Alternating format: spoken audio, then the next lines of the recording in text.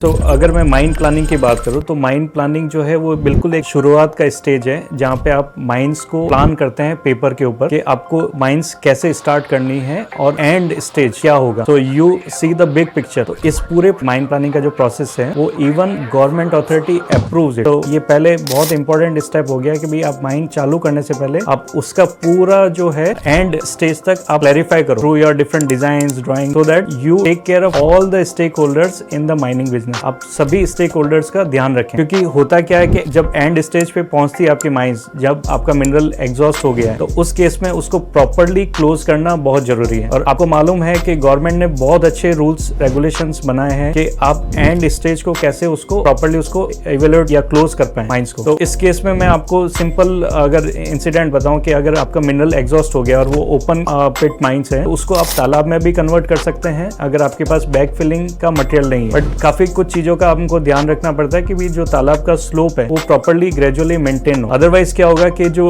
आपके deep pits हैं they are filled with the water. बारिश के दिनों में जो पानी आ रहा है या ग्राउंड वाटर से जो पानी वो भर चुके हैं पिट, तो उसमें खतरा क्या रहता है कि जो गाँव में जो बच्चे हैं वो नहाने जाते हैं या जो जानवर हैं वो उसके अंदर जाते हैं तो उनके डूबने के चांसेस रहते हैं। तो proper closure of mines is very important for any mining business owner. और उसके पीछे गवर्नमेंट ने बहुत सारे अच्छे नियम और कानून बना रखे हैं।